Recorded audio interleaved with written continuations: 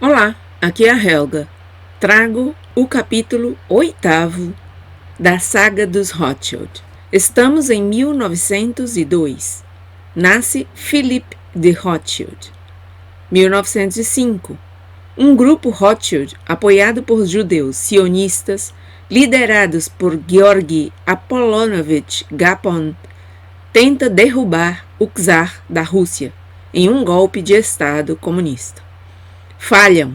São obrigados a fugir da Rússia para a Alemanha, único país a oferecer-lhes refúgio.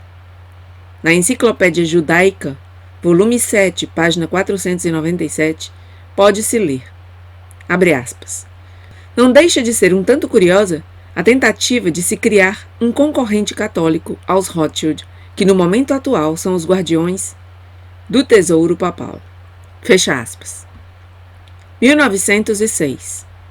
Os Rothschild vendem sua companhia de petróleo do Mar Cáspio e do Mar Negro à Royal Dutch e Shell, alegando a crescente instabilidade na região e o aumento da concorrência dos Rockefeller, donos da Standard Oil. A família Rockefeller, como já foi dito em um vídeo anterior, é descendente dos Rothschild através da linhagem feminina. Este é outro exemplo de como os Rothschild tentam esconder sua verdadeira riqueza. 1907. Jacob Schiff Rothschild, chefe da empresa Kuhn, Loeb & Company, adverte num discurso que deu na Câmara de Comércio de Nova York. Abre aspas. A menos que tenhamos um banco central com um adequado controle dos recursos ao crédito, este país vai viver a mais grave situação financeira de toda a sua história. Fecha aspas. De repente, os Estados Unidos encontram-se no meio de outra crise financeira criada pelos Rothschild, a qual, como de costume, arruína a vida de milhões de pessoas inocentes por todo o país e angaria bilhões para a família. 1909.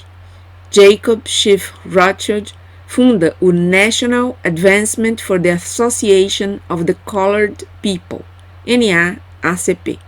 Essa associação destina-se a incitar o povo negro a saquear e a tomar outras medidas de desordem com a finalidade de causar uma brecha entre as comunidades negras e brancas. O historiador judeu Howard Sahar afirma o seguinte no seu livro The History of the Jews in America.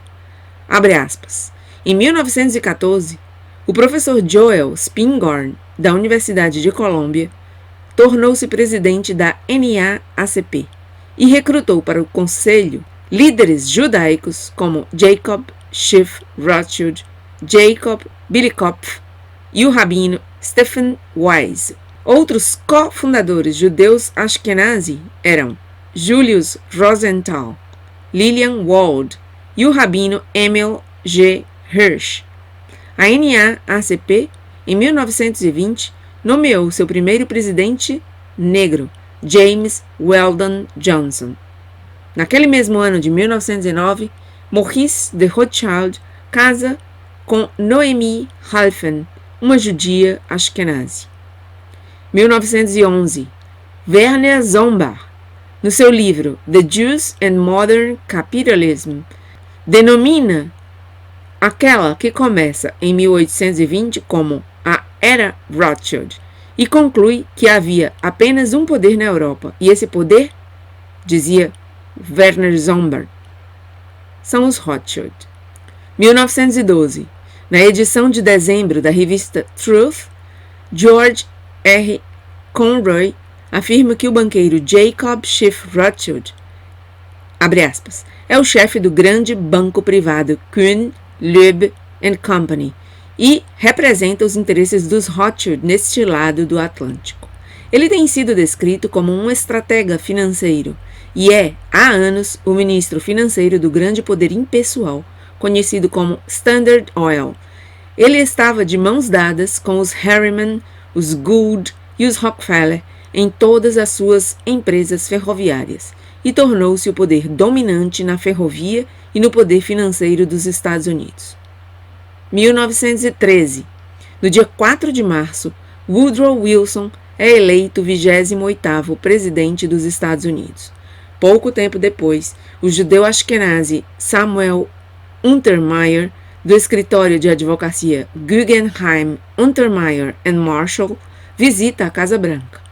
Samuel tenta chantagear o presidente Wilson com $40 mil, devido a uma relação amorosa que Wilson havia tido quando era professor da Universidade de Princeton com a esposa de um colega. O presidente Wilson não tem o dinheiro, então Samuel Untermyer se oferece para pagar os $40 mil do seu próprio bolso à mulher do romance do presidente, na condição de que este prometa nomear, quando surja a primeira vaga no Supremo Tribunal dos Estados Unidos, um candidato recomendado pelo escritório de advocacia de Untermyer. Wilson concorda. Jacob Schiff Rothschild, naquele mesmo ano de 1913, cria a Liga Anti-Difamação dos Estados Unidos.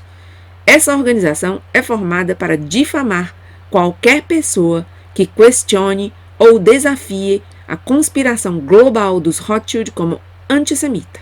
Estranhamente, no mesmo ano, também criam seu último e atual Banco Central nos Estados Unidos, a Reserva Federal.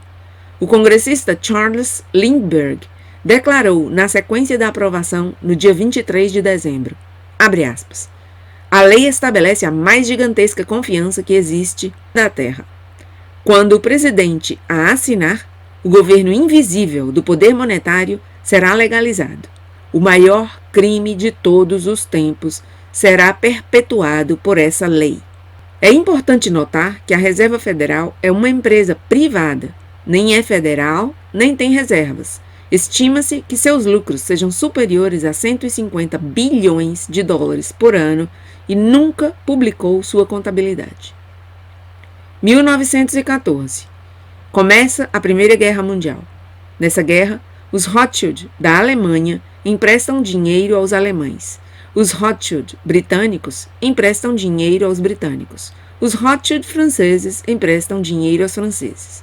Além disso, os Rothschild têm o controle das 3 maiores agências de notícias europeias: Wolf, na Alemanha, Reuters, na Inglaterra e Havas, na França. A agência Wolf é usada para manipular o povo alemão para o fervor da guerra.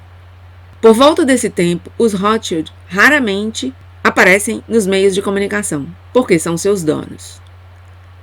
1916, no dia 4 de junho, o judeu ashkenazi Louis Dembitz Brandeis é nomeado para o Supremo Tribunal dos Estados Unidos pelo presidente Wilson, como pagamento acordado pela chantagem de Samuel Untermyer 3 anos antes. Justice Brandeis é também eleito líder do Executive Committee for Zionist Affairs, Comitê Executivo para os Assuntos Sionistas, cargo que deteve desde 1914, 2 anos antes. Está-se no meio da Primeira Guerra Mundial. Naquele ano de 1916, a Alemanha, mais financiada pelos Rothschild que a França, a Itália e a Inglaterra, ganhava a guerra. Os Rothschild não querem apoiar o czar da Rússia, pois este estava do mesmo lado que a França, a Itália e a Inglaterra. Ocorre então um evento importante. A Alemanha, embora estivesse ganhando a guerra, sem que um soldado estrangeiro tivesse colocado seus pés no solo, oferece o armistício à Grã-Bretanha, sem necessidade de reparações. Os Rothschild, ansiosos para certificarem-se de que tal não tinha ocorrido e como tinham planejado ganhar muito dinheiro com essa guerra, tiram uma carta da manga. Enquanto os britânicos estavam considerando a oferta da Alemanha, Louis Brandeis, agente dos Rothschild, envia uma delegação sionista dos Estados Unidos para a Grã-Bretanha e promete trazer os Estados Unidos para o lado britânico desde que os britânicos concordem em dar a terra da Palestina para os Rothschild. Os Rothschild queriam a Palestina pelo seguinte motivo: tinham grandes interesses comerciais no Extremo Oriente e desejavam ter seu próprio estado nessa zona, juntamente com suas próprias forças armadas, que poderiam usar como força agressora a qualquer estado que ameaçasse seus interesses. Os britânicos concordaram posteriormente com o negócio da Palestina, e os sionistas, em Londres, entraram em contato com seus homólogos nos Estados Unidos, informando-os dessa decisão. De repente, todos os principais jornais da América, que tinham sido pró-Alemanha, começaram a publicar peças de propaganda, tais como: soldados alemães matam enfermeiras da Cruz Vermelha, soldados alemães cortam mãos de bebês com o fim de manipular o público americano contra os alemães. Nesse mesmo ano, ocorre a campanha de reeleição do presidente Woodrow Wilson, sob o lema: reeleger o homem que manterá seus filhos fora da guerra. No dia 12 de dezembro, a Alemanha e seus aliados oferecem termos de paz para finalizar a guerra. 1917.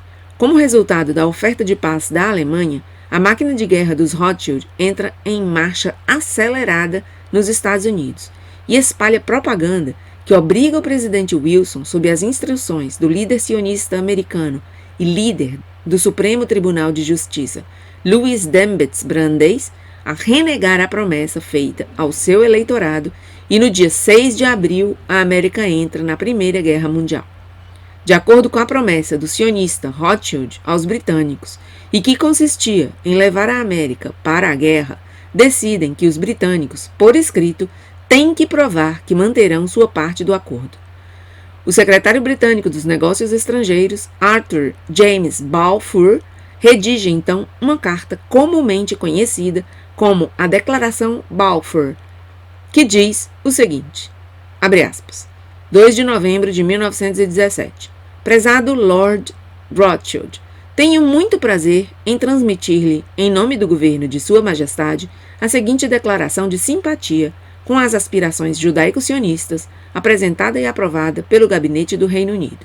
O governo de Sua Majestade encara favoravelmente o estabelecimento na Palestina de um lar nacional para o povo judeu e usará seus melhores esforços para facilitar a realização desse objetivo, que seja claramente entendido que nada será feito que possa prejudicar os direitos civis e religiosos das comunidades não judaicas na Palestina, ou os direitos e estatutos políticos usufruídos pelos judeus em qualquer outro país. Agradeceria que levasse essa declaração ao conhecimento da Federação Sionista. Seu, sinceramente. Fecha aspas.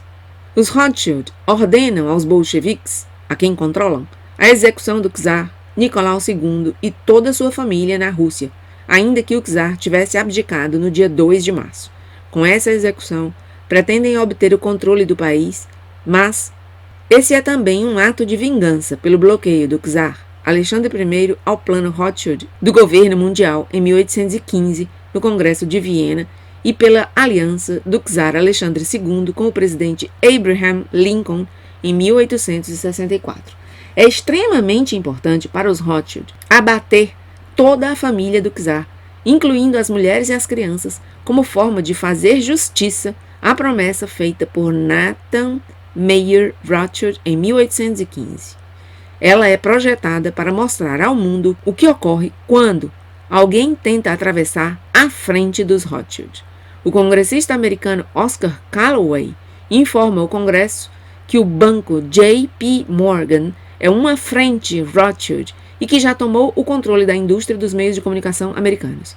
Ele afirma, abre aspas, em março de 1915, os interesses do J.P. Morgan, Aço, Construção Naval e suas organizações subsidiárias reuniram-se com 12 homens do top do mundo da comunicação e empregaram-nos para selecionar os jornais mais influentes dos Estados Unidos e em número suficiente para controlar globalmente a política da imprensa diária.